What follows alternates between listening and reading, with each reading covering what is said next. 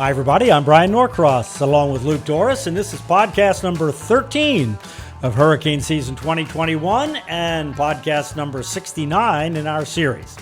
So, Luke, hurricane season put on a little surge here, but we're still running just a little bit behind last year, thankfully. Yeah. Not by much, though. No, I not mean, by we're much. still in pretty rarefied air. But by this time last year, we had already gone into the Greek alphabet, into the reserve list. And Gamma was about to form. It formed in, I think, October 2nd, something like that. So we have, as of this recording, we have two names left before we exhaust the normal list. And Victor's about to be taken. Right, exactly. Yeah, so that, and then we go to, is it Adria? I don't even know how to pronounce that name because I never heard of that name. Adria and Braylen, I think is the B in the kind of funky names in the reserve list that now for the first time we're using this year. Yeah, and then the C one I just remember looking at. I couldn't tell you off the top of my head, but it's a weird name too. Yeah, it's not the most common, but not like Adria or Adria. I'm not sure which it is. So anyway, but like you said, Victor is probably going to happen later today or tomorrow, and then we have Wanda. And we thought that the system in front of the one that's going to be Victor might be Wanda, but then maybe not. All right, anyway, we'll talk about that in just a second. So today we're going to talk with Andrew Freeman, who is the climate and energy reporter at Axios. He writes insightful columns on all variety of subjects, from climate and weather and energy and policy as well. So Andrew is just this amazingly diverse and fascinating background. It ranged from being a weather observer at the highest place on the East Coast to climate policy work to comedy work, actually. He's amazing. Just a few minutes, we're going to talk to Andrew Freeman. So, Luke, I guess it's an open question, and maybe it's obvious whether hurricane season will go into November this year. We don't know that for sure yet, but if La Nina does indeed form like it did last year and continues later in the year, then that could make the weather pattern more conducive as we get into November. So we'll just have to see about that. Yeah, a couple things. One is that, it looks like the equatorial Pacific is cooling, so we're trending into a La Nina state, and then the hostile upper level winds over the Caribbean and the Gulf, those are relaxed, and you can get more storms to last longer, or the season can last longer because of that. And then the other thing is the Atlantic is late on shutting down by 2 or 3 weeks. Usually by now we're starting to look to the Caribbean, or would have already done that, and the Atlantic is still spinning these systems that are coming off of Africa, and we're forming there. So we're still waiting on the second kind of heart of hurricane season to get fired up, and indications, you would look at that and think, okay, this second part hasn't started. We probably have a good deal of that ahead of us. Yeah, you would think so. We're recording this podcast on Wednesday, September 29th, 2021. If you're listening at some point in the future, for the latest weather, of course, tune into Channel 10 in South Florida, or Local10.com has all of the newscasts streaming there. There's the Max Tracker Hurricane app. There's the Local 10 Weather Authority app for current weather information as well. And if you go to local10.com/hurricane, you can sign up for the Bryan Norcross newsletter. I write that pretty much every day. In fact, it's been every day in September because something has just been going on nonstop. If you scroll down halfway on the page, you'll see all of us in the Local 10 weather team, and right under that is a box. You put in your email address, and we will email it directly to you. You don't have to go online. You just get it there in your email. All right, Luke, so we had Tropical Depression 20 form today. As you said, another system coming off of Africa. And then there's the one right in front of it. We're talking about the disturbance right in front of it that looked like there were twins there for a while and that they both might develop. Obviously, only the one has, and the other one doesn't have much of a chance, I don't think, to develop it, but maybe. But the interesting thing, I think, is that the jet stream is very high amplitude, right? So you have these big peaks and dips in the jet stream going on. One of them is what took Sam to the north. That's the low pressure part that's been over the East Coast and pushed the cold front through South Florida, right? And then behind that, you have this huge high pressure ridge which has heated up the middle of the country like crazy hot. So when you get these kind of big swings in the jet stream like that, it makes it hard for anything to get across the Atlantic. It's a kind of good news, even though it causes extreme weather over land or wherever it occurs, or wherever you get these big dips, but dips and peaks. But generally, storms that form in the Atlantic can't get across when you have a very kind of dippy jet stream. Well, especially strong ones, and that's what we saw with Sam too. Because Sam, we were waiting to get strong, and if it did, all the models that had it strong, before it had formed or as it was just forming, they hooked it out to sea real quickly. And the weaker ones, at the lower levels of the atmosphere, below really the jet stream, those winds, if you've got a weaker system, could have pushed it more toward the Caribbean islands. So that didn't happen with Sam, and thankfully, and it ended up being this powerhouse of a storm. And also Victor that's about to form, it's shooting straight north too, pretty much almost immediately. But, Sam has been interesting because it formed or became a major hurricane, rather, last Saturday. It's forecast to remain as a major hurricane into this coming Saturday. So a Category 3 or 4 storm for an entire 5 days or 7 days. It's really a remarkable hurricane there. It is, and it's still very well formed here, as you said, and forecasts actually get even a little stronger here as it heads toward Bermuda. But, thankfully, the forecasts, like you said, of the stronger storm turning more to the right have all come to fruition, and it's kind of hugged the right side of the guidance, of the early guidance, because it has been so strong. So good for Bermuda. Good for everyone. And I had a question for you, too, because we saw something similar last year. I think it was Iota. And that was, there was a little bit of Twitter buzz about, did Sam make it to Cat 5?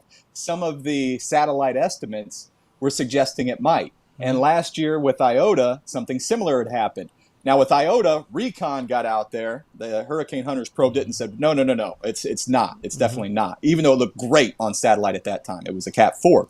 With Sam, by the time Recon got there, they estimated, or they missed at its peak because Sam had undergone some changes internally, and it weakened a bit before Recon got there. But the Hurricane Center did estimate that its winds peaked just below Category 5 strength. Right. My question with all that is, what do you make of these satellite estimates, the so-called Dvorak estimates? Well, they're amazingly good. I mean, the fact that Vern Dvorak came up with that, in Miami, actually, back in the 70s, is pretty freaking amazing. And they use it all over the world, although they implement it slightly differently in the Pacific and in the Atlantic and so forth. But the fact that they take these sort of black and white images from the satellite and divine out of that how strong the storm is by looking at this chart and all kinds of techniques. You have to be pretty educated in the technique. It's a little bit of tarot cards, though, I think. It's really kind of amazing. So it's pretty amazing, but it's not 100%. It's just the best that anybody's come up with to estimate, especially at night, how intense a storm is. I don't know, not necessarily intense, especially at night, actually, as I think about it. You still use the IR, the temperatures and the shape of the central part of the core of the storm to estimate even during the day. But you do have additional information during the day from the visible picture where you can actually see the system more clearly. So, there's no substitute for actually having, to this day, measurements right in the storm. And the thing is, we didn't have this whole thing with the ASCAT, the scatterometer, the 3 scatterometers that we have that are like radars from space that paint these swaths over the Earth. It's such a crapshoot on whether they happen to hit the storm at the right place, because it makes these bands, right? And so everybody waits and waits for those bands to come along for that passage of the scatterometer over the storm.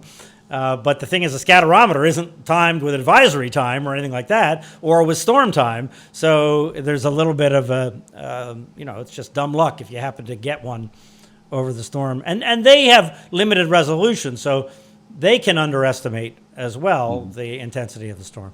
It's funny you mentioned that. There's a Twitter account I came across the past couple of weeks or so dedicated to near misses from the ASCAP passes, where it's right next to what you need to see, and they just miss. Happens all the time. Yes, it does. It does. Yeah. And when talking about the big dips in the jet stream, the other thing that occurs to me is when you get a big dip like the one that we've had that drove the drier air into South Florida, which was kind of our first of the year to bring wintertimey kind of air from the north all the way through the peninsula. When you get that, the thing is that has a tendency, if you notice, to spin up high pressure aloft over the Caribbean or to the south or associated somewhere with that big trough, that big dip in the jet stream, right? If you think about the strong winds coming around the bottom, that kind of initiates the opposite effect below. So we don't really like those too much because they can make the conditions for storms to develop in the Caribbean better. Mm-hmm. So anyway, just something to keep in mind when you're liking the nice dry air from the frontal passage in South Florida. Yeah, you bet. Yeah. So let's bring Andrew Freeman. He's the climate and energy reporter at Axios. Hey, Andrew, welcome to our podcast. Thanks for having me. So as I said before we came on, I've really been looking forward to talking to you. We kind of worked together for a while at the Capital Weather Gang, the great weather-oriented service at the Washington Post, but we never actually met. I guess this is the modern way to do that. Yeah. So it seems. Yeah. So explain yourself a little, if you would. You have such an interesting background, political science, climate policy, if I have that right, and law and diplomacy. Are you a science guy because your posts are kind of scientific, or is it policy that really interests you? I go back and forth.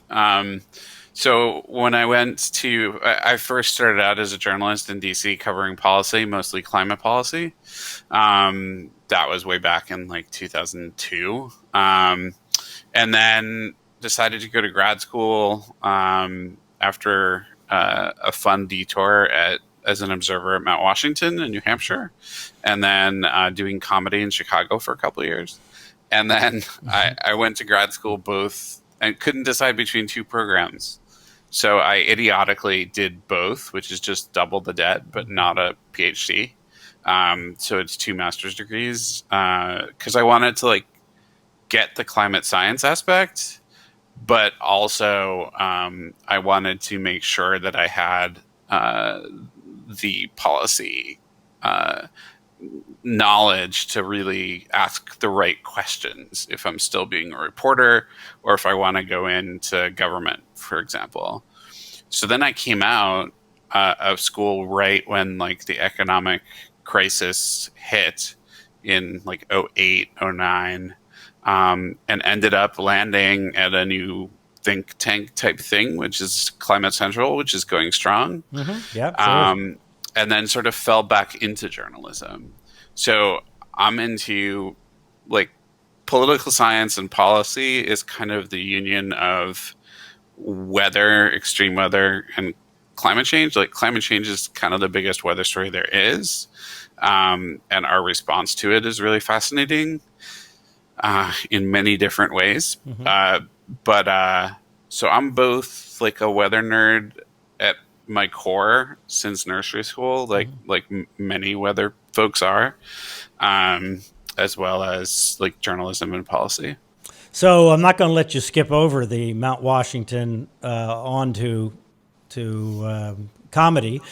So in Mount Washington, for people that don't know, Mount Washington is in New Hampshire, and it's this extreme weather place because essentially the jet stream runs into Mount Washington on occasion, or a version of it. That far north, the jet stream is lower. And the video I've seen from the observatory at the observation point at Washington with the rime ice and all of that. I mean, were you there through the winter and through the really extreme times of year there? So I was actually only there for spring, summer, early fall. Oh, you missed it. Okay. But when I got up, I left. I was living in DC, mm-hmm. and it was in the mid 80s in May. All right. And I got up there, and it was snowing. So I experienced like the full force of 2 different winter storms. Got to try to succeed in walking around the entire observation deck in 100-mile-an-hour sustained winds. Wow. I lasted about 1.5 seconds, and then got just blown to the other side, and then had to crawl back in pitch blackness with goggles on that were rhyming. So I have the experience of going up with a crowbar and knocking ice off of instruments and being temporarily the tallest person on the East Coast. But and it was awesome. I mean, the folks who came through there are actually like really good meteorologists and researchers. One of the people that I was up there with, Neil LaRoe, is now one of the foremost scientists studying various forms of fire tornadoes and vortices.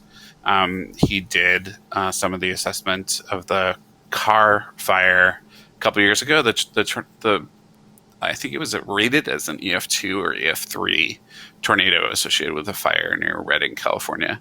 So I was up there with him. I didn't do any of the more insane things that like the other observers would do. Like he would telemark down Tuckerman's Ravine just like for an afternoon.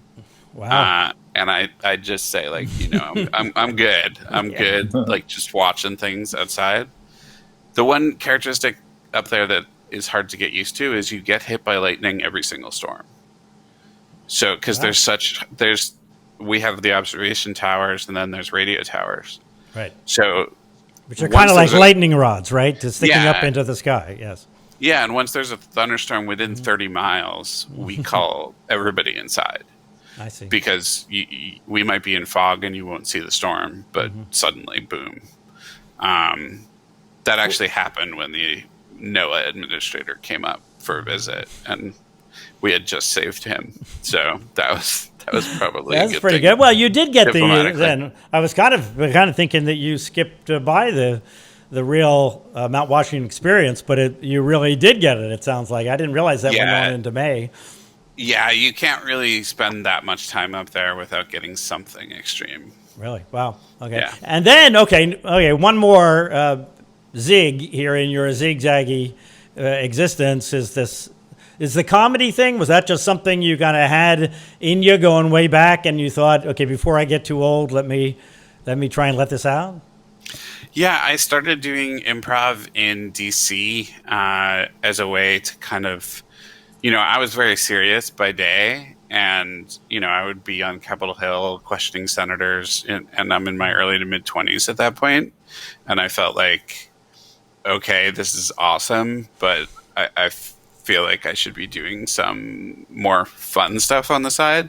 So I just started doing it, and it felt like home to me. Like the stage those types of people just felt like kindred spirits. So I decided that once I got into grad school, I was going to defer for a couple of years and go to where, that art form was born, which was Chicago. Right. So I went, did Second City, did a couple other theater training programs and performances. So now I have friends who, like, one was nominated for an Oscar this year. A bunch of them are, SNL writers, and I'm back writing about an incredibly depressing topic most of the time. Exactly. Yeah. I would imagine that comedy, though, would help enhance other aspects of your career, the writing part, because to make a joke land, to get it to stick with your audience, I bet you really have to look at things from a lot of different angles and interpret how people may take what you're trying to say and understand it. I bet that would help. Yeah, it does help. It helps more in like in-person things, presentations, even like in press conferences or one-on-ones with lawmakers, just building some sort of rapport with people. Because some of these situations are just so ridiculous. Whether you're at the United Nations for the General Assembly or I'll be in Glasgow for the UN Climate Summit, And some of those situations are just ridiculously funny. Like, I think the Copenhagen negotiations, which were not funny, they totally failed. I ran into the same two world leaders like 6 times, and neither of them knew which room they were supposed to be in. Like, it was the Prime Minister of Australia asking me which room to go into, and I'm like, I'm not the one that's supposed to be telling you. Actually, Barack Obama, who had just won the Nobel Peace Prize at that point, walked in on the wrong meeting, and it was actually a meeting between China and a bunch of other countries trying to scheme against what the U.S. wanted.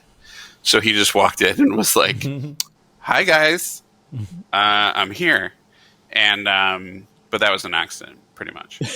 Sounds like an episode of South Park. Yeah, and then like the then president of Finland, who I only recognized because she was on Conan O'Brien for a week, because she she like had an odd resemblance to him. She's red hair and very light skin, and Conan took his show to Finland for a week. So these things like intersect in weird ways, and there are actually like comedians in DC who just focus on science. And a couple people who do improv in DC who are climate scientists. So people are doing that, combining those things. Yeah. So Axios, they list you as a climate and energy reporter, which seems like an interesting combination. Are you an energy reporter in the sense that the way we generate electricity and energy for electricity and driving our cars is a key aspect of climate change, or is there more to it? I think energy reporting has always been a little bit about, the price of oil is up, it's down. Like Europe is having a natural gas supply crunch right now. There are some aspects of that go with this job that you might expect like a Bloomberg reporter to be following. I think of it much more as an energy transition reporter. So it's more about like where we need to go according to the science and where industry is starting to go. Even almost every oil company knows where the writing is on the wall. And so my colleague Ben Geeman and I write a daily newsletter. In there, we'll have everything from a feature on some new electric vehicle that's coming out, to a new small battery-powered aircraft that's being licensed that seats like 9 people that could replace some taxi services to airports, for example, to just straight-up climate science news. So it runs the gamut. Like, one of my challenges coming to this job was I just suddenly learned like the differences between blue hydrogen and green hydrogen and what's being funded and where and why. The Department of Energy is just putting a huge amount of energy, of money, not energy, money into new technologies to try to get things going. And depending on what happens with congressional legislation, they may have more money to play with, they may have less, we'll see. But they're like just full throttle forward, on trying to get this transition sped up, because there's like the technologies that we already have. We have wind, we have solar. We're getting more battery storage so that you don't have to deal with the intermittency of those two energy sources as much. But once you get beyond the point of what you can do with those two things, and we can do a lot with those two things, and we can do a lot with electric vehicles and a lot with electrifying buildings and getting away from natural gas. But once you do those things, we still... we need to get to net zero, and then we need to get to net negative if you want to actually hit the Paris targets. So it's also about these futuristic energy technologies, and these industries that aren't part of the Paris Agreement, but are big polluters. So shipping, marine shipping, not a part of the agreement. Aviation, not a part of the agreement. So like, how do you decarbonize airliners? And there's some really innovative work going on there. Like American Airlines is working on a pathway to net zero. Other airlines are too. But it's one of the, most difficult industries to decarbonize. So that was a really long-winded answer to the question about climate and energy reporting, but it involves like all this stuff. Well, you write about all variety of topics. So is there a subject or a particular kind of story that you find most interesting? I'm still like, part of me is still an extreme weather climate change intersection person. So writing about the advancing science on what we know of the fingerprints of climate change on extreme events.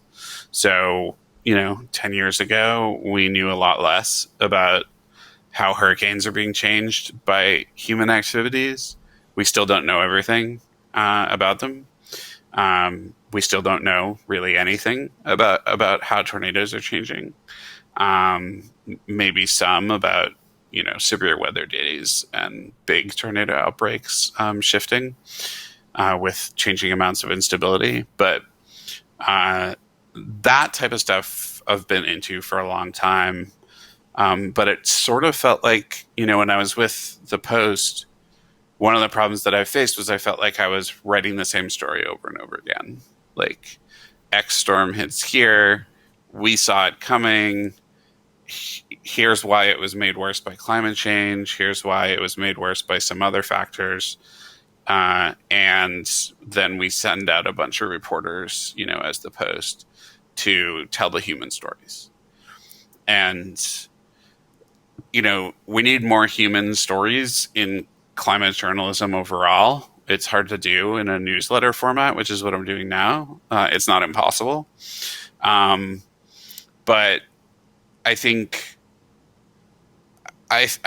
there also needs to be like stories of solutions and stories of hope, because people are depressed about this issue and they turn off when you talk about how bad things, how bad we're looking at in the next couple of decades and beyond, and worry about the future for their kids and worry about even the future for their 30-year mortgage.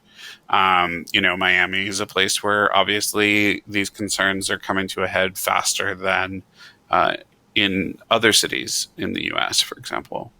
So I guess like there are reporters who I follow who are like really clued in to the on the ground shifting dynamics already, like where the insurance industry is abandoning insuring people.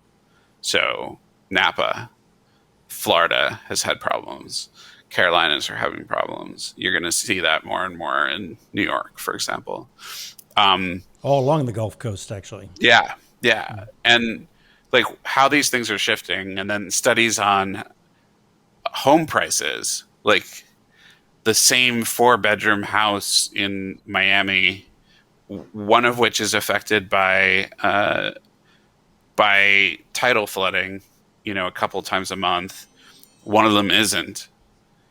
If you look at these comparisons over time, one is gaining value much faster than the other. So they're both, you're both increasing in price over time, but one is much faster than the other, which makes, that type of sunny day flooding much more relevant in real estate markets. So studies like that reveal like how things are tangibly affecting people now, I'm most fascinated with, and I'm oddly fascinated with like what is emerging about what's going on in the Arctic. I've always been an Arctic person. I don't know why, because I don't love the cold. I've been to Greenland, and that was one of the most stunning places I've ever seen. Just the ice fjord where the Jakobshavn Glacier, which is the fastest moving glacier in the world, empties out and just spits out these ginormous icebergs. Legend has it that that's one of the icebergs that sunk the Titanic came from that glacier. just because of the path that those icebergs then take. But just being on a boat going in between these icebergs and seeing the retreat of this glacier over time, and realizing, my thought was, at the time I went there, I think my son was maybe 2 or 3. And I was thinking, yeah, I need to take him here before this is gone. And one of the climate reporters at the Washington Post who, with his team, won a Pulitzer for a series they did. He, when he was talking to the rest of the staff, in the celebration of winning, he said, he needs to take his daughter to a coral reef before they're all gone. We're at the point where ecosystems are having trouble, and we can see real transformations happening. But I will recommend, when and if COVID calms down, and travel becomes, more freely available, that you go to Greenland. The people are fascinating. The sites are ridiculously beautiful. And you can tell that they're going to have a tourism boom. Like, they're building longer runways for every airport. The Chinese are putting more money in there. We just opened up a consulate. Like, things are happening. Wow. Well, I've lived in Florida most of my life since I was a little kid. And when we first moved, which this was the Melbourne area because my father was a NASA engineer. When we first moved there, we didn't have air conditioning in the house. Which is, unfathomable now.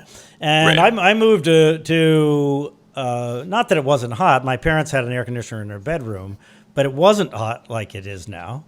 And when I moved to Miami in 1983, the average high at the hottest part of the summer was 88. So it's just remarkably hotter to live in Florida now. But you compare those changes, which have happened in my time, to what people in Alaska are experiencing, the people that live in northern Canada are experiencing, and I suppose in Greenland, and these far north places, and not to mention Vancouver and Seattle and Portland being 110 degrees or higher is off the charts as well. But these more northern places, really what we're seeing now, is less sort of tangible than what they see in the north. Yeah, and I got the chance to speak to the chief heat officer of Miami-Dade about stuff that she's concerned about and stuff that she's seeing and planning for. There's nobody else with her title in the United States right now. I think that's going to change very quickly. But she said specifically, it is either a major infrastructure failure that's like a freak occurrence due to, maybe a cyber attack, or more likely a hurricane hitting, knocking out power to the area for days to weeks, and having a loss of power afterwards, and having more people die from heat exposure than from the actual wind or surge from the storm. And I interviewed her right before, what happened in New Orleans with at least 11 heat-related fatalities. Right. I mean, Miami, I think it's something... I'd have to check. I got from Climate Central like some of the statistics since the 1970s of how many 90-degree days there are now in Miami, but it's astonishing. It is, and the number of days that we set records at night, which is even more astonishing, really, because it was always close to 90, and now it's over 90. So that's a little bit, but the number of records. Luke knows more because he does the daily weather, but how many times do I see you write, Luke? Last night or this morning it was 84. That's the warmest minimum on record. It's not even a story anymore. There gets times where I make a graph and it's like the 6 of the past 7 days were record warm low temperatures or something crazy like that. So it just every day, a new record warm. After a while, there are other more important things to talk about down the road of what's when it's going to rain and that kind of. And it's like, well, this isn't a big story now. This is kind of commonplace. Happens all the time. I think it is interesting, though. There is something with the Miami observation, because it's warmer than the surrounding observations, even though all the observations are warmer, right? And it sits at the west end of the airport, and Miami-Dade County is kind of paved over now, which there was a lot of green space even in my time, compared to now. So these things I think do come into play to some degree. But also the water offshore is warmer. There's been definitely a trend with the slowing of the Gulf Stream to actually warm the water right offshore of South Florida. Yeah, and who's Deke Arndt, who's been the head of climate monitoring. I think he may have been promoted to a head of a broader division at the National Centers for Environmental Information at NOAA, which is in Asheville, and they keep our climate data. He wrote a piece for climate.gov a couple years ago where he just said cold things warm faster than warm things. So he was applying it to both the Arctic as well as overnight lows. And he's like, this is what we expect due to climate change, is for overnight lows to increase faster than daytime highs. And when I looked at this past summer in the United States, which was the hottest summer, arguably a tie with 1936, but more of the U.S. was hotter this year than in 1936. The record that stuck out to me wasn't daytime highs. It wasn't even like the Pacific Northwest craziness, which was deadly, but it was the nighttime lows, which made those heat waves especially deadly because people couldn't get relief overnight. And we graphed at the top of the story the trend in nighttime lows, and I had all these other editors writing to me being like, what are we doing graphing lows when we should be graphing highs? And I'm like, no, this is like, that's the story. This is the climate aspect of this. And this is the faster graph. Like, you want to compare the two, like, this is more impressive. So the other aspect of that is that what people in Florida don't really appreciate, I don't think, is that they think, well, we have air conditioning, right? So in South Florida, we have air conditioning. Everybody has air conditioning. But in the northern states, very often you don't have enough electrical capacity coming into an apartment that has never had air conditioning to suddenly air condition that, right? You just don't have the number of amps in your electrical box that can handle suddenly putting in, in some case heaters, but air conditioners. So it's not trivial to solve this just from a human comfort and survivability problem. There are bigger issues going on than that. So let's just talk about Axios for a moment, because I'm just betting that most of the people listening to this podcast don't know what Axios is. And honestly, until you went there, I kind of thought of Axios as being a politically oriented publication. And I think partially because in the morning there's been a relationship with MSNBC. Before the Morning Joe program, that was Axios connected in some fashion. But so has Axios evolved, or with your being there, is this an expansion, or has Axios always been this kind of a diverse policy, science, politics kind of publication? So I would say we're best known for politics, policy. We're more and more business and tech too. So I actually worked at Axios for a year. I went from Mashable to Axios as science editor, because one of their first verticals that they set up after they had politics set up and business set up, or politics and tech, was Axios Science. And that newsletter has just grown and grown. I like to say my year was the pivotal year that launched them, but not at all. The person who hosts it, Allison Snyder, is great, and herself has scientific training from MIT. But we are a newsroom now, I think, of 125 people.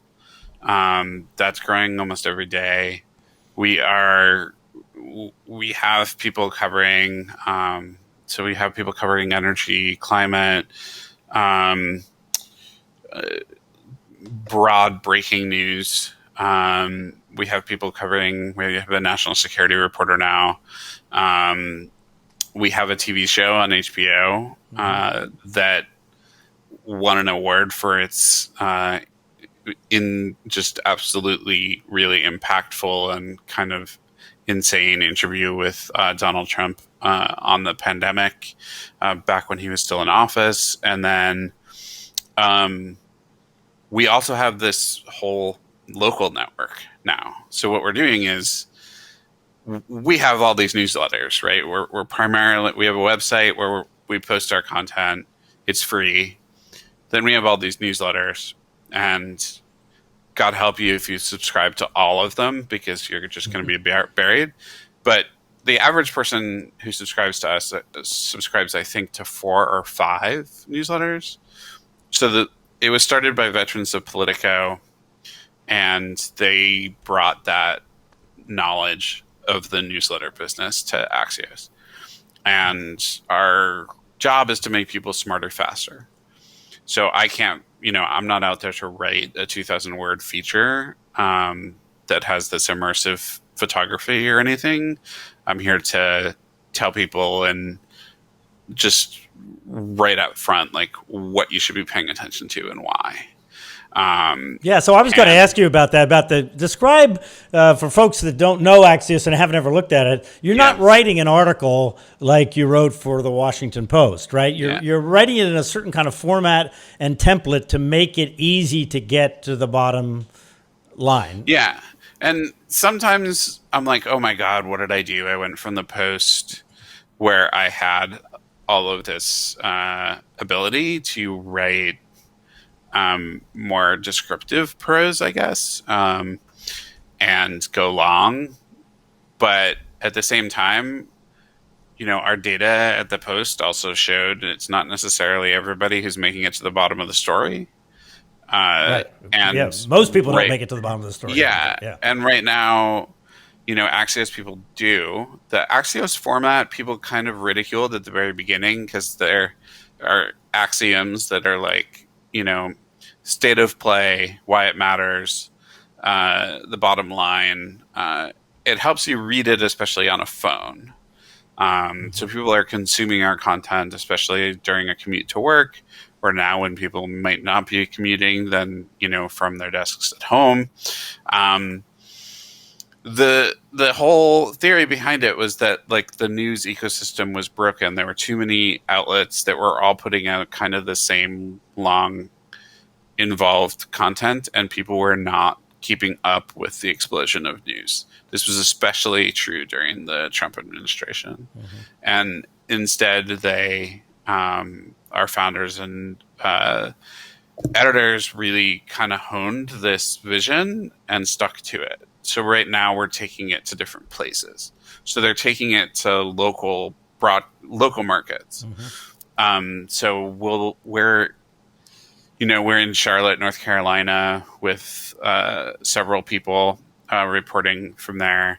We just launched in DC. We have a newsletter in Minneapolis, a bunch of cities. I think we'll be in 25 cities next year. And what it does is we were able to prove that, like, a local newsletter model can make money if you hire a couple of experienced journalists in that location. So they're not in DC reporting on Minneapolis. They're there, and they've been there for a while, and they know the community, and they have roots there. And, the advertising is sold through a national, folks who are doing that in DC. And then there's partnerships and there's other things, but it's largely just advertising, building them. And then the next step for us is for areas where professionals would pay for more specialized information. So for deals that are going on of venture capital flowing into fintech and, healthcare, as well as what's another one we're doing, crypto. Like we're starting paid newsletters for that. Climate will be on that list at some point in the coming year, mostly around climate tech, I believe, but I don't know that that's finalized. So I'm just speaking as like somebody who saw it once on a document. But like, it's been smart. Like we've been pretty smart about, at least in my view, about like calling where the media needed to go. And if you look at other publications, they've become more like Axios compared to us standing out on a limb somewhere. Mm-hmm. So like the Washington Post, I love them dearly. I worked there. They are shrinking the word count in some of their core newsletters, which used to go on for like 2,000 words to down to 1,200 to 1,400, which is similar to our morning newsletters. Same thing with, our chief rival like Morning Brew and all these other publications. And now there's all these local newsletter publications as well. So there's a lot more competition, but it shows that we're onto something. And the key is that for each area that we're in, for media, for like media coverage, for venture capital coverage, like they hired really experienced people. So for climate and energy, I work with somebody who's been covering energy. Actually, he sat across from me at a publication, E&E News, back in like 2003. So we're reunited after all these years, but he has been covering energy for all that time. And he's been teaching me about like the oil markets and stuff that I don't understand. And I've been teaching him about, some extreme weather type stuff. But this is probably pretty rambling, but like, I would say it would be interesting if you don't know what Axios is and you haven't been following it, to subscribe to one of the main newsletters, like AM or PM, which is probably the broadest kind of sampling of a briefing. Like I have a deadline due for Axios AM, like very soon. But it brings you a taste of our content, and then you can either choose to explore more deeply or get the heck out or whatever you want. But yeah, I would say that every person that we add to our staff adds something new. So me coming in suddenly means that they have somebody who can help the news desk cover a hurricane. Or, a major storm somewhere else. It doesn't mean that's my main job, because my job is to write a newsletter on climate and energy. But it means that, I was covering Ida. Like I was covering what the heck was going on. Where was the disconnect between the actual forecast and what leaders knew and what the public knew? Let's talk about that for a second, because we just spoke with chief meteorologist out of New Orleans, David Bernard, and he's been going round and round with people there that are saying that the city was hit by a Category 4, Category 5 storm, which in reality it was a Cat 1 with Category 2 gusts. But that's what they're blaming the power failure on, is that they were hit by a really strong hurricane. So do you have a thought about this problem? Is it mostly that companies and political leaders feel like they'll get blamed, that if it wasn't a cataclysmic weather event that caused their problems? Is that what you think's going on? In New York, so in New Orleans, I think that people, it's a city that's like Miami, is very accustomed to having storms threaten there. Unlike Miami, it's much more accustomed to people not leaving necessarily and having, it's like more of a hurricane party atmosphere. And they've like lucked out on so many different storms other than Katrina. But now they have the flood protection system, so people are more apt to stay, in my mind, just judging from conversations I've had with people there. But like meteorologists knew that they were going to be on the east side of a landfalling Cat 4 storm, and they were going to be hit hard. So I don't know. Like there may be some blame game going around with the utility that, you know, lost power for the entire city, and arguably may be responsible for several deaths.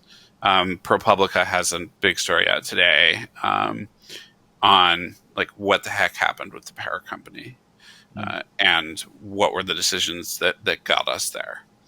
And the city council is investigating it. And in a funny twist, the power company accidentally sent its PR strategy to battle the investigation, accidentally sent it to the head of the city council. So that was not the greatest email. But her tweet about it was pretty funny. So I think that may be going on there. There may be some dynamics about like we got hit really hard. There were much more. There were problems with injuries and deaths, and let's like chalk it up to the storm's little jog, and it was stronger than we thought, which isn't true. In New York, like as you both know, the Weather Prediction Center had highlighted that place for 3 days in advance. The Weather Service was practically screaming about the flood threat, but yet you had a mayor and a governor who, didn't get it. And you had people that didn't get it. And I was saying to our breaking news desk, just looking at what was coming from Philly, if you just looked downstream, if you just looked at what was happening in Philly, I just said to our news desk, I said, okay, in about 3 hours to 5 hours, like the subways are going to flood in New York. The following is probably going to happen. And they responded with, I think you're crazy, but we'll watch it. And it happened. And I'm not happy that it happened. I think, but I think there's a lot of communications lessons. I think there's a lot of lessons about wording of flash flood warnings, and ringing people's phones about them, especially in an urban area like that. And I think de Blasio and New York's reps and senators focusing on the basement apartment problem, I think is correct. That again, it's the most vulnerable in society who suffer the most from extreme weather disasters as well as from climate change overall. And that was the case there. So the communications challenges will probably be some symposium at the AMS meeting. It'll be like something that people write their thesis about, that social scientists are trying to study and solve that mystery. But that was just very frustrating to see, because it was anticipated. Well, and so much above what a normal, how many times people had flash flood warnings go off on their phone, and this was just a different animal. So, people probably didn't have enough strong wording to take action if they weren't really tuned into the forecast. But you mentioned the levee system in New Orleans, and it held, and it should have in Ida. It should have held in a storm with that track. But is that what we're going to have to do to protect more cities in this country? Is build big walls? I think we have to make some tough choices about, Miami has these studies that are coming out and these plans that are under consideration that are multi-billion-dollar projects that would, cause more damage potentially in some neighborhoods while protecting others. The Miami Herald's climate reporters doing a great job of reporting on that. I'm sure your station's doing reporting on that as well. There's choices to be made in every city about this stuff.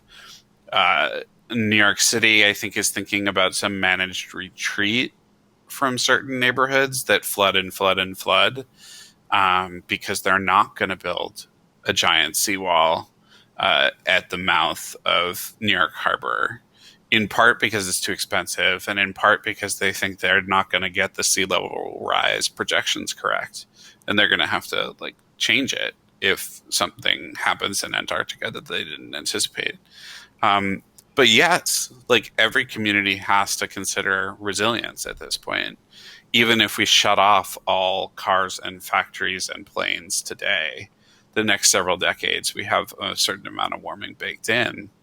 So that's not necessarily terrible news. It's just like, this is a risk management problem. And what are you willing to tolerate? And in New Orleans, it's not like that flood protection system is foolproof. It's not going to withstand a Cat 4 or Cat 5 making a particular track. It's really built more for Cat 3. We're still building infrastructure for a climate that no longer exists. And for at least in New Orleans, for a coastline that doesn't exist anymore. Because so much of southeastern Louisiana is gone. But Subsidence, yeah, but that's a Mississippi River story, with great books written about it. In California, there's decisions that need to be made about wildfire resilience and burying power lines, and what do you do about communities and making them less vulnerable? What do you do as a homeowner? It may be as simple as cutting your vegetation to give you more of a buffer if you have that luxury between you and the next property. It may be, there's thousands and thousands of people every night now in California going to sleep with a to-go bag by the door. That's now. The October-November period is peak fire season in Southern California, especially. So that's already reality. We're already there. So I think, there's a lot of tough decisions that need to be made, and reporting that needs to happen about what those might consist of. Yeah, I live actually in the first neighborhood in Miami Beach to be raised for sea level rise. You may know the Sunset Harbor neighborhood there, this very sort of sophisticated and complicated system. So it went from the simplest possible gravity system to drain the streets to a very complex system involving generators and pumps and storage tanks and so forth. But it's a pretty wonderful thing that city can afford to undertake it and do it. But that's because it's a wealthy city, has all these part-time residents that pay lots of taxes, and so they have a lot of money. It's different from Charleston, South Carolina, or Norfolk, or other places that are routinely flooding, and other parts of South Florida are undertaking this. Fort Lauderdale, City of Miami are undertaking projects, but they're not really ready. Talking about the New York situation, we were talking to David Bernard about that as well on the last podcast. I'm very familiar with New York, and my sense in New York City is that if the mayor doesn't go on and make a big deal out of something, that's the only real way to elevate it some. That doesn't even, that doesn't peg the needle or anything. But people here in New York are so used to, de Blasio will go on TV at the drop of a hat. It's really kind of odd that it didn't happen in that case, and it shows there had to have been some kind of disconnect within the administration between the Weather Service and emergency management in New York City and the de Blasio office, because he's the kind of guy like Bloomberg was that wants to go on TV and wants to lead, right? But in my sense of it is, in the modern world, when you have your phone is just constantly going off with alerts of all kinds, that designing words that pop up on your phone that are really going to motivate people, because by definition there's going to only be a few of them, first of all, And even if it just said emergency, emergency, emergency, emergency, emergency, people would really want somebody to explain what the emergency is to them anyway. So anyway, that's, for what it's worth, that's my sense of how, what went wrong in New York and in northern New Jersey. But I totally agree with you that what was happening in Philly and South Jersey should have been a huge flag for somebody that this was not going to be some kind of a garden of variety event, or even just a bad event. That that the stuff that was happening downstream was an extreme event all in and of itself. Yeah, and I think also what you needed the mayor to do, and what he's done there in the past, is for snowstorms, when they get some sort of mesoscale banding situation, which I greatly enjoyed as a snow lover who used to live in New York, they would suspend MTA service. They would just say all buses are off the road by X time, based on the forecast. And it was often based on, high resolution modeling, for 3 hours from now. Mm-hmm. Now, if they had done the same thing that they do in the winter for this situation, you would have gotten buses off the road. You wouldn't have had them driving through what looked like an ocean in Queens. You would have had the MTA officials taking more action to protect the subways, although they couldn't have prevented all of that from taking place. They couldn't have prevented the flooding, but they could have prevented the trains from getting stuck and people being stranded on the trains. And you could have gotten more people home. Right. Although the problem is you still have the basement apartments issue. Exactly. But maybe they would have thought potentially, to be upstairs with their neighbors or something like that in certain situations. But you also, in New Jersey, had all those people die because they get out driving around in their car. If there had been this is an emergency situation, nobody go out. This is our recommendation that nobody leave home after, that was what was missing. Yeah, there were flash flood emergencies issued, but that happens. But that happened after the fact. It was already underway when that finally happened. Yeah, and clearly there was a disconnect within the city administration, because they actually set out crews to clear out the drains. So they kind of knew that something was coming, but anyway, they didn't. I hope that they learn from this, because obviously to have 2 all-time record rain events within a period of a couple of weeks kind of tells them that they need to be more aware of the flood threat. Yeah, and there's things that the city can do to make them more resilient, to prevent flooding on certain roads. To give them. They want to go. For example, they now want to go door to door in certain neighborhoods where they know people are living in potentially unauthorized basement apartments, and inform them that they might, have a problem, that sort of thing. The same thing you do for a heat wave, checking in on older residents and people without air conditioning in vulnerable neighborhoods. Hey, Andrew, I want to get your opinion on the explosion in named storm landfalls over the past couple of years. Well, we had 8 in the U.S. This year. We had 10 in North America. 1 was in Mexico and 1 in Canada. On one hand, and all the ones that we had last year too, by the way. So on one hand, most of them have not been very strong. On the other hand, there have been a lot. Do you have thoughts from a climate perspective how all of this is going to affect how the government responds? It's very... So right now, as we tape this, Congress is tied in knots over what to do about a big piece of legislation that has a climate component. When this airs, that may not be true. It may have fallen apart, or it may have passed.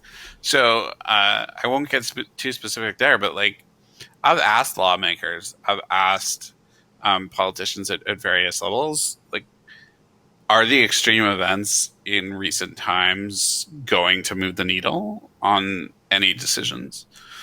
And it's not convincing the party that either doesn't believe in human-caused climate change or thinks it's not a high priority,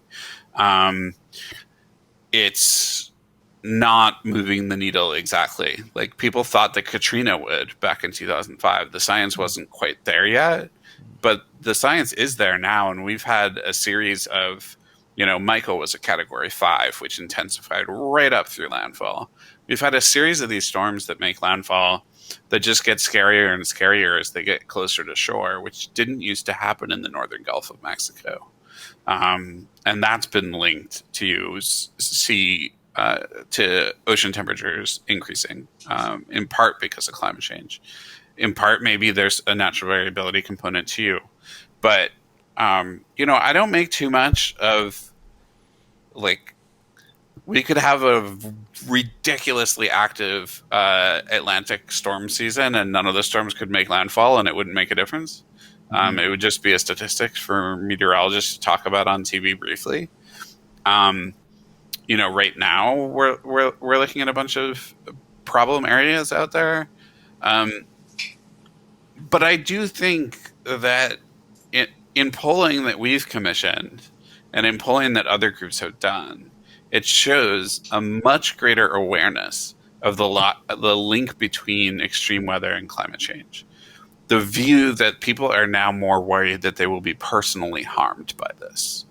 That wasn't the case 10 years ago.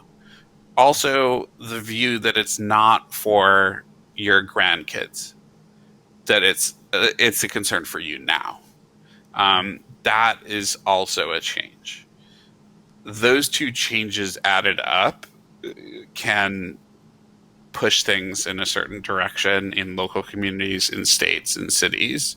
I just don't know what it's going to do at the national level because Congress overall has never really been more dysfunctional, and things haven't really been this polarized, certainly in my lifetime.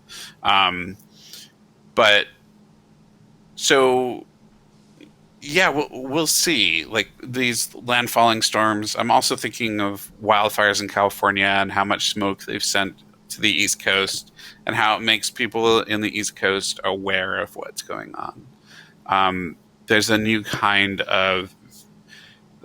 I've had friends ask me, like, my wife and I are thinking of moving to, like, I can work from anywhere now. Where should we move that will be safer from climate change? And I'm like, I don't know how to answer that. Like, nowhere, maybe? I don't know. Because there's different threats in different places, but obviously certain areas that are going to be problems, that are facing real challenges. But I think the sheer volume and destruction from extreme events in the last couple of years is making connections in people's heads, and making them talk about climate change more than they used to. That will make a difference in spurring them to make changes in their lives or spurring them to vote differently, or just getting them to think more about how their community can respond. That's a good point that you raise about how it's for me and not for my children, maybe. At a certain point, it becomes undeniable where you see, the storms or the fires or the flooding. And it's not looking at a chart and saying, oh, in 2050, this is how it'll look. It's here, it's now, and people are seeing it and time to take action. So I think it's a very astute point. And speaking of flooding, flood insurance, it's a major issue here in South Florida. Have you ever written about flood insurance and the conundrum? If the policies are too expensive, then fewer people are going to buy them, which is not good for the community. So it's a complex issue. Do you have thoughts? I mean, I have thoughts on how broken the National Flood Insurance Program is and how Congress has been fiddling with it, made major changes and then kind of took them back. And how this still, at the end of the day, harms more vulnerable communities, more minority-rich communities than it does wealthier areas. But, the fact that so many people do not have flood insurance who are affected by floods and who are in areas that, we knew going into this would probably be affected by floods, is a huge problem. The one thing that I think is potentially encouraging is, there's like an explosion of companies in weather risk management and climate risk management. And some of these just work with insurance companies, and some of these just work with like Wall Street. But some of them work to bring information to regular people. So like the First Street Foundation, which actually took in like a bunch of NOAA scientists and does flood mapping and flood analysis. They're doing partnerships with like Realtor.com and other places where people go to try to find a house. So if you go to, you see a listing and you go to it on an app on a phone or just on the website, it'll give you a flood impact score. And the flood impact score is based on not just the 100-year flood zone, but also changes that are expected and some of the newer FEMA mapping and some of the First Street Foundation's new mapping and some of others. And they're expanding those partnerships. So like until we get information into people's hands so that they know the true risk of where they're living, there's going to be a really big disparity.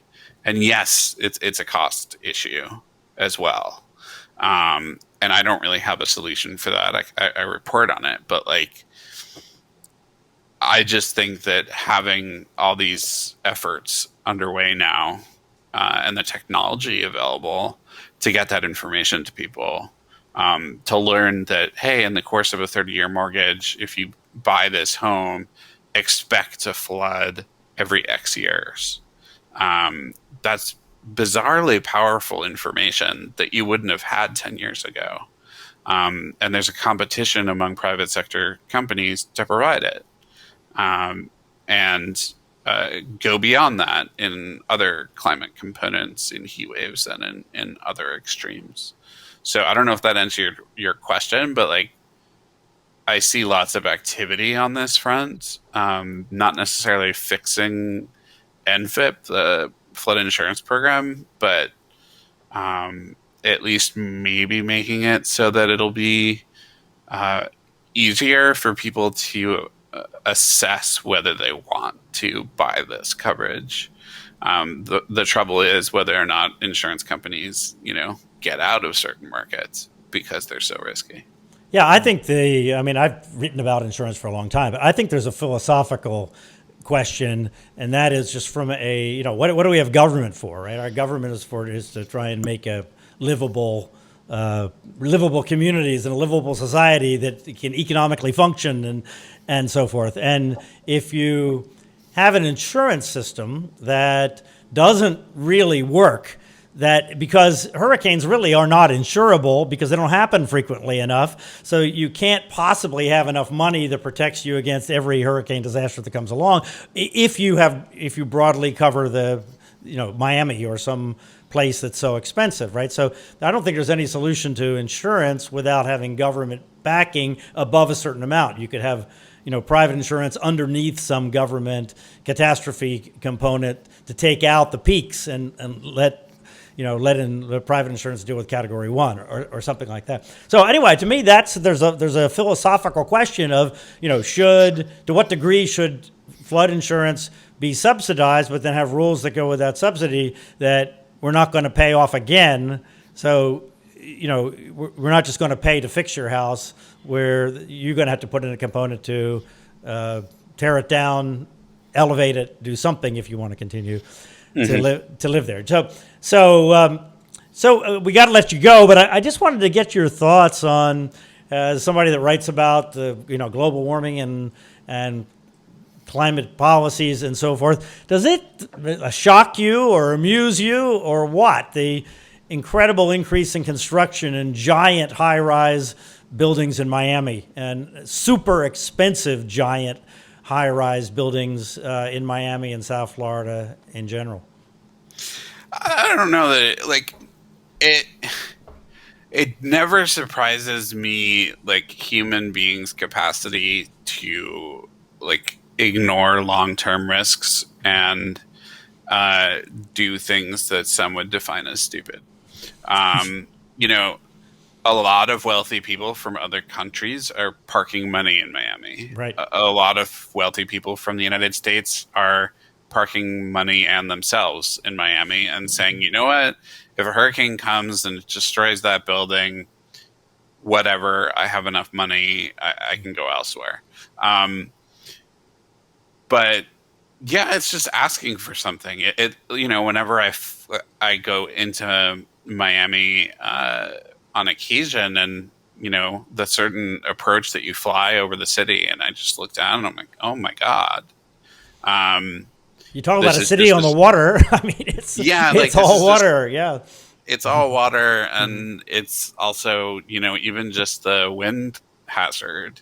Although Florida has relatively good codes for that, but it's still. But I just read this piece. I think it was Bloomberg, maybe someone else, who did kind of a piece on like the era of the ultra tall, thin residential tower is very much here. Yeah, the super tall. It's not. Yeah, it's not going to change much. And it's weird because in New York City, there's been all these articles about how much they sway and how their occupants are not exactly that happy with it. But I don't know, in Miami, like the development patterns, the decisions, like there's a lot of things that the city is going to have to grapple with in the next several decades. But it does strike me as an example of kind of irrational live for the now type behavior. Yeah, but it's not just private money; it's institutional money too that's flowing there, building these. Now over 1,000 foot, so 1,049 feet is as tall as you can go in Miami for FAA reasons. But that's a pretty freaking tall building. That's 80 some story building plus or minus. It's anyway. It's an amazing, to me. There's an amazing financial story there about the amount of money that's flowing in there. I mean, I love Miami. It's an incredibly dynamic place, but it is hard to figure out. It's just hard to get your mind around the flood, the avalanche of worldwide just money descending there, building these buildings. Not just in downtown Miami, but all the way up the coast. Yep. Stunning. All right, Andrew, it's great to have you on. Thanks very much. Be well, and we'll talk to you again. Thank you so much. Andrew Freeman, who writes columns, newsletters, much more on climate, energy, policies, politics, all kinds of things from Axios. Luke, what a diverse background, eh? In the weather world, there's a term. It's synoptic, and essentially it means the whole picture, and that fits Andrew really well. He's a Renaissance man. I mean, really, he understands weather and climate. Those are two vastly different things, and he understands both of those, but also the human end with policy and government response to events and how to communicate it all so well. He's really impressive. Yeah, and to have worked in Washington, essentially in a political kind of environment, really dealing with policy, and separately on the meteorology side. I think to me that is what makes him so interesting. And by the way, you just have to Google him, Andrew Freeman Axios, and you'll see his columns and how they write them. And as he said, the whole idea of Axios is that you get informed without investing a lot of time in having to read things in detail. It's all kind of broken out in a way to allow you to digest it easily. So anyway, I recommend looking up Andrew Freeman and Axios. He writes on so many different subjects. It's really impressive. So be sure you subscribe to our podcast on your Apple or Android app so you get notified when there's a new podcast online. Or, of course, you can watch Twitter or Facebook, and we'll let you know when we have the next one up. And if you're listening on the phone or your podcast app right now and you want to see a video version, you can see Luke and I for whatever reason you might want to. We do that too at local10.com/hurricane. On the right side of the page, you'll see the last several podcasts, and you can click there and you can see us actually do that. So for now, for Luke Doris, I'm Bryan Norcross. Stay safe, be well, get vaccinated, please, and we'll see you on the next podcast.